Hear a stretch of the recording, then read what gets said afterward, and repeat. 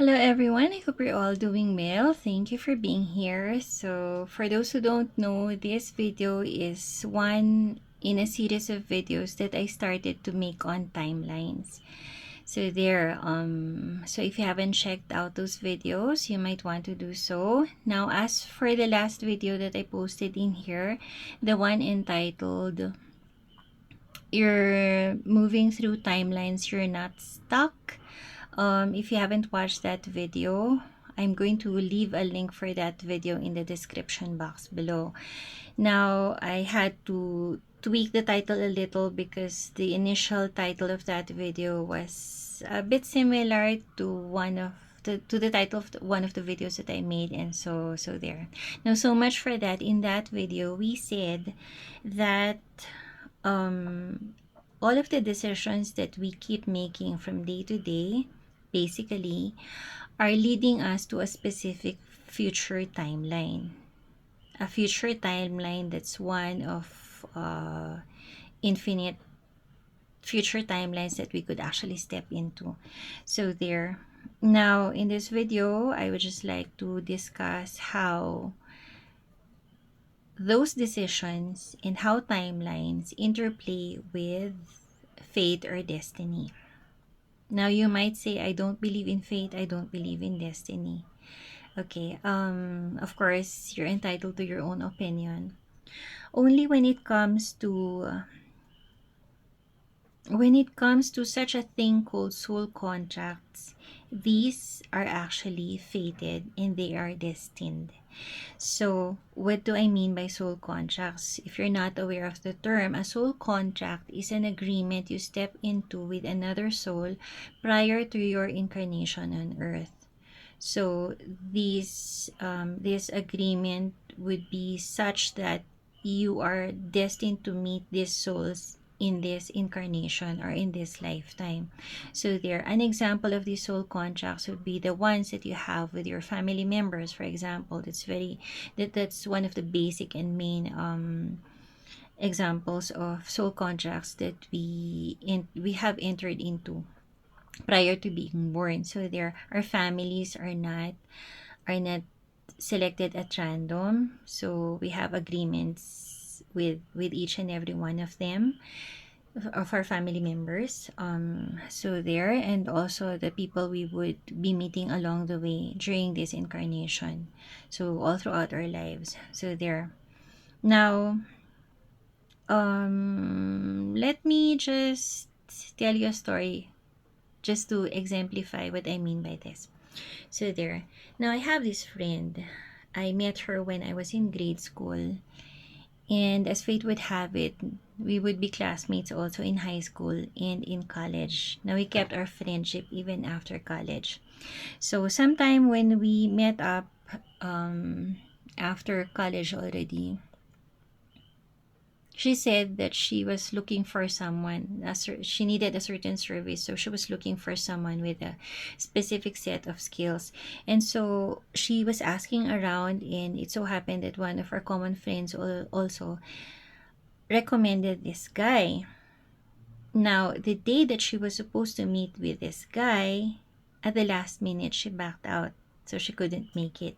And so I had to meet up with him because I was supposed to accompany her to meet him and explain to him that my friend couldn't come. Now we fell into a pleasant conversation, and was this was one of a series of conversations that we would be having for the next couple of months. So in short, we hit it off, and somewhere along the line, we developed a romantic relationship. Okay, and then fast forward, so I got pregnant at one point. I wasn't married at the time. So there, fast forward a little bit more, when my son was around 1 year old, I became a single mom. Okay, so there, it's a very short explanation of the story. And so going back to this long time friend, one time when we met up, there was this confession that she wanted to get out of her chest. And so eventually she told me that, you know, she was feeling guilty all this time, especially whenever she saw me with my son, because she said that if not for her, I wouldn't have ended up where I eventually ended up as a single mom. So there. No, I thought about it just for a little while, and what I told her was that, you know, if this guy was fated to be in my life, whether it would have been through you or not through you, I would still have met him. He would still have been, you know, part of my life. So there. So I told her there's really nothing to forgive. So there. Now, this happened long before I knew of the term soul contracts or all these other spiritual terms which I am aware of now. So there. So actually it was like my soul was aware of the fact that this man was supposed to be in my life, and more importantly, that my son was destined to be in my life, and it is the most precious relationship that I've had since I had him. So there. So um so when it comes to soul contracts, um we can safely say that these are fated, these are destined. Now, talking about soul contracts alongside our decisions and our timelines, you know, the moment that I decided to break out of that relationship,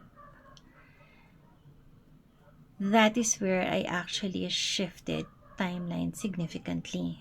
So, in as much as like soul contracts are fated, the kind of interaction you have with the other person, the lessons that you learn from that interaction, which soul contracts you keep, which you let go of, how long you keep what you keep, or which one you eventually step out of is up to you. So that is where we are free to make our decisions when it comes to these soul contracts, because the main lesson that they are here for is for us to learn from them.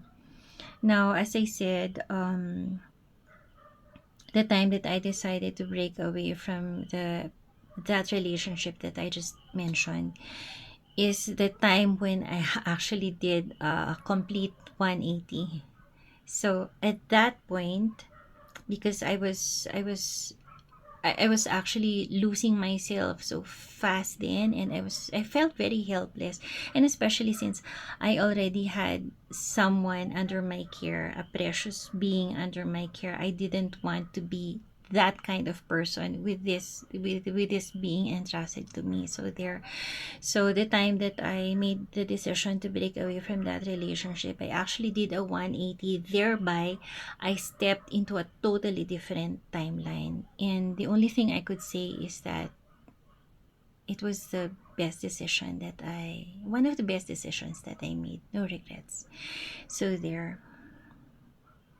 Basically, I like where I am now. So, yeah. So that's just it. This is where I end. I hope this video was helpful for you. So good luck and God bless in your ventures and in life in general. So there. This is just me. I'll be saying find your strength, find your peace, respect each other, and stay with God, source, spirit, whatever you conceive him to be. He loves you so much. Take care, and until next time. Bye.